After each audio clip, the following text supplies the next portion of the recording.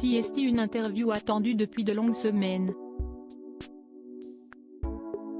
Dimanche 10 septembre, Luis Rubial a accepté de se confier pour la première fois dans les médias depuis l'affaire du baiser forcé. Le président de la fédération espagnole en a profité pour faire une grande annonce sur son avenir. Ce sont des images qui ont tourné en boucle pendant plusieurs jours sur les réseaux sociaux et aujourd'hui, Luis Rubial en paye le prix. Le 20 août 2023, après la victoire de l'Espagne, dont il est président de la Fédération de football, à la Coupe du monde féminine de football, le dirigeant de 46 ans se permet d'embrasser sur la bouche une des joueuses, Jennifer Hermoso. Peu de temps après, ce geste commence à faire grand bruit et les médias du monde entier reprennent l'histoire. Tout le monde s'attend alors à voir Luis Rubial poser sa démission, mais contre toute attente, il décide de se maintenir à la tête de la fédération. Une décision qui entraîne de nombreuses réactions et les joueuses de la sélection vont même jusqu'à faire grève. Une situation devenue intenable pour celui qui est en place depuis 2018 et après plusieurs semaines de silence médiatique, il a accepté de donner une interview à Piers Morgan, célèbre journaliste britannique. L'occasion pour le président de faire une grande annonce puisqu'il a confié qu'il allait démissionner de son poste très prochainement. « Je vais démissionner, parce que je ne peux pas continuer à faire mon travail.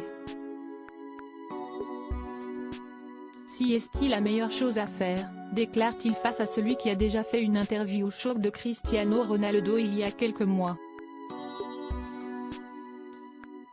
Pour expliquer sa décision, Luis Rubial évoque les raisons qui l'ont poussé à faire ce choix et elles sont notamment familiales.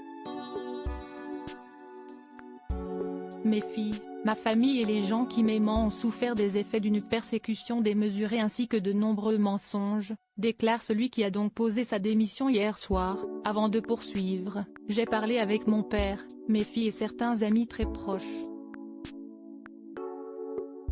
Ils m'ont dit qu'il fallait que je me concentre sur ma dignité et que je continue ma vie parce que sinon j'allais probablement blesser des personnes et le sport que j'aime. Si est-il la chose la plus intelligente que je devais faire? Si est-il donc une page qui se tourne pour le football espagnol et peut-être la fin de l'histoire pour Luis Rubial, qui devra néanmoins faire face à une plainte déposée par Jennifer Hermoso il y a quelques jours. Je défendrai mon honneur et mon innocence. J'ai foi en l'avenir et en la vérité, a-t-il ajouté en guise de conclusion sur son compte X.